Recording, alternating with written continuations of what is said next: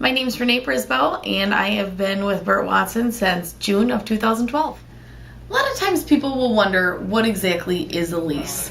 And the best way to explain it is that a lease is a less expensive financing plan. You're still having the option of owning that vehicle outright at the end, but also with less costly payments. Today I'd like to talk to you a little bit about buying versus leasing. We have a lot of customers that have questions on what the differences are, what the similarities are, and which one's better. And what it boils down to is really what's better for you personally. As far as taxes with a vehicle, there are two different ways that you can look at it. With leasing, you are only paying tax on the vehicle that you are utilizing. So for that 39-month period or 36-month period. When you purchase a vehicle, you're paying taxes on the entire purchase price of the vehicle, whether you only plan on keeping that vehicle for a year or two, or if you do plan on keeping it the full 9-10 years, or as some customers like to say, until the wheels fall off.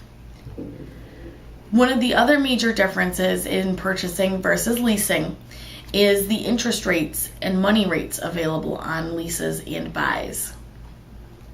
When you purchase a vehicle, your credit score is going to determine the rate of your interest. When you lease a vehicle, a lot goes into determining which tier that you come back at. Your leasing companies don't actually use an interest rate. They use what's called a money factor, and they put customers into tier categories, and your payment would be based on what tier your lease is at. One of the other things to consider when you're looking at a lease versus a purchase is how long you plan on keeping your vehicle. If you plan on keeping your vehicle only a year or two, a lease may be a much better option for you, in the fact that you're never going to be out of your full manufacturer's warranty. That 36 months, 36,000 miles of coverage is going to be within your lease parameters. Also, when leasing, you are not going to have the opportunity to have a tipped devaluation. At lease inception, your vehicle's value at the end of your lease is already determined. No matter what the market does to change vehicle values, your value won't change. However, when you have a purchase of a vehicle, you don't have any control over what the value of your vehicle may be 1, 2, 3, maybe even 4 years from now.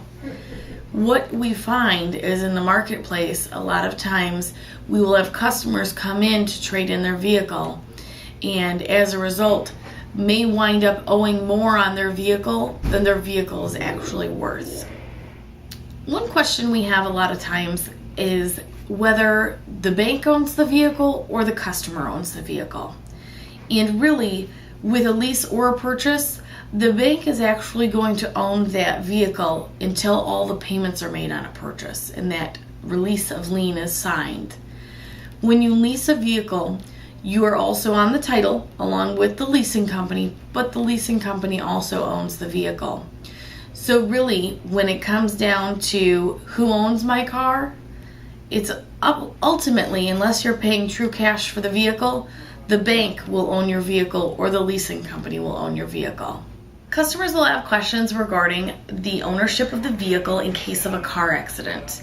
And when that happens, here at Burt Watson, two of the main leasing companies that we utilize are GM Financial and Ally Financial. One of the great things about working with both of these companies is that within any of their leases is called guaranteed asset protection, and that protects the customer in case of a car accident where the vehicle's totaled out. And I know that many people have heard horror stories where customers may owe $1,000, $2,000, $3,000, $4,000, $5,000, $6,000 to the leasing company in the event of a total loss accident. What guaranteed asset protection does is it prevents that. When looking into a leased vehicle, it's one of the key questions that you want to ask is if GAP is already included with that leasing company. We make sure to protect our customers here at Burt Watson Chevrolet and only utilize leasing companies that have GAP. At the end of your lease, you have a couple different options.